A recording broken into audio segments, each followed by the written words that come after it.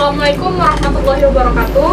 Di sini saya Putri Janita Loka sebagai salah satu mahasiswa studi hubungan internasional dengan NIM 1933104. Nah, di sini saya akan menjelaskan sedikit tentang bagaimana sih mengkorelasikan sebuah data dengan data yang kita miliki.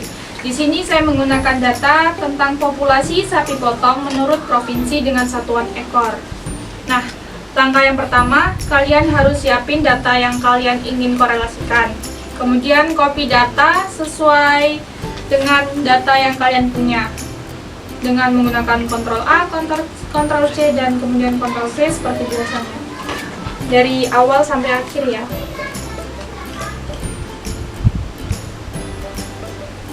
Nah, setelah mengcopy ini, kalian pindahkan data tersebut di sheet yang baru dalam Excel. Setelah itu, untuk analisis datanya, kalian pencet kolom data, lalu klik data analis. Kalau misalnya dalam komputer kalian belum diaktifkan, kalian bisa mengaktifkan dengan mengklik file, kemudian option, lalu klik yang add-ins. Kemudian akan terinstall seperti sekarang. Oke, lanjut. Kita akan klik data analisisnya, kemudian kita pilih opsi tentang yang correlation. Oke, lalu kita hapus dulu, kemudian kita akan blok semua data yang akan kita korelasikan dari atas sampai bawah. Kita hanya memblok bagian angkanya saja. Kemudian kita masukkan ke dalam sini, kita pilih tables in first row, kemudian output optionnya yang output range, kemudian ini klik, lalu kita pilih tabel yang mana kita akan menampilkan hasil relasi dari data tersebut. Oke, nah ini dia data relasi yang kita dapatkan dari data kita sebelumnya. Kemudian kita menentukan nilai R, yaitu hasil dari data relasi yang sebelumnya, dengan cara kita ketik R, kemudian pindah ke kolom selanjutnya, kita klik bagian C. Oke. Setelah itu kita akan menentukan apakah data yang kita miliki memiliki korelasi yang signifikan. Di sini kita akan memisalkan data 2018 dan 2019 ini menggunakan variabel X dan Y, sehingga data dari X dan Y tersebut apakah memiliki korelasi yang signifikan atau tidak dengan menggunakan rumus yang telah ditentukan. Nah, kita masukkan rumusnya.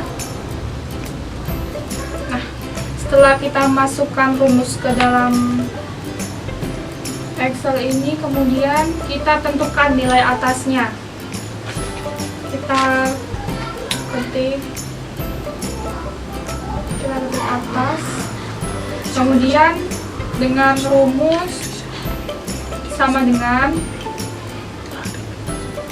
R itu hasil yang kita dapat sebelumnya ya, R itu, nah itu. Kemudian kita buka kurung, sebelumnya dikali dulu, maaf, kita ketik sqrt, klik 2 kali, kemudian muncul buka kurung. Kita masukkan banyaknya kolom. Di sini ada 34 kolom ya teman-teman. Kalian bisa memasukin banyaknya kolom yang kalian miliki. Kemudian dikurangin 2, lalu tutup kurung 2 kali, dan kemudian enter. Nah, muncul kan datanya? Kemudian kita cari yang data bawahnya. Kita sama seperti yang sebelumnya, kita ketik bawah, kemudian masuk ke kolom selanjutnya, lalu sama dengan sqrt, sama ya, klik 2 kali, terus 1 dikurang dalam kurung lagi R data yang tadi sebelumnya yang kita dapat, dikuadratkan atau dipangkatkan 2 dan tutup kurung. Dapatkan. Setelah itu kita menghitung T hitungnya ya setelah mendapatkan data atas dan data bawah. Caranya gampang banget sih kalau yang ini.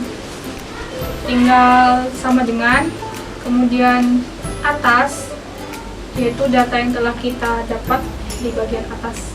Kemudian dibagi menggunakan garis miring, dan dengan bawah. Bawah ini data yang kita dapat sebelumnya ya, di kolom ini bawah. Di sini kita akan menentukan P value-nya setelah kita menentukan data atas, data bawah, dan data hitungnya. P value-nya itu menggunakan rumus T. T ini T dis. Nah, yang itu kayak gini. Nah, kalian klik langsung, terus buka kurung lagi, udah kan? Terus T hitung yang sebelumnya kita dapatkan. Langsung masuk ke N kurang 2. Setelah itu titik 2, kemudian kita pilih yang false. Kemudian kalian enter, biasanya dapatkan hasilnya. Nah, setelahnya kita menentukan alfa yang telah ditentukan sebelumnya. Alfa yang sudah ditentukan sebelumnya di sini tuh ada 0,05.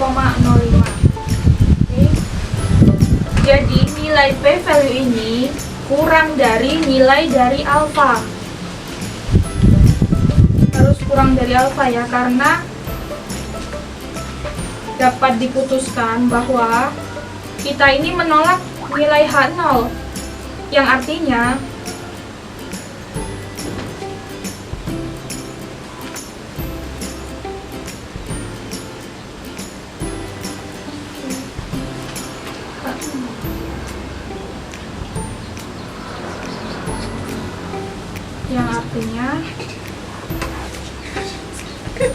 bahwa data X dan Y memiliki hubungan korelasi yang signifikan. Dibuktikan dengan data korelasinya itu H sama dengan 1. Apabila H sama dengan 0, maka antara data X dan Y tidak memiliki korelasi, apalagi memiliki korelasi yang signifikan. Jadi tergantung data kalian ya teman-teman. Kalau misalnya data kalian hasilnya negatif atau lebih dari 0, itu bisa dilihat apakah data tersebut memiliki korelasi atau tidak. Sekian video dari saya, semoga membantu teman-teman semua. Wassalamualaikum warahmatullahi wabarakatuh.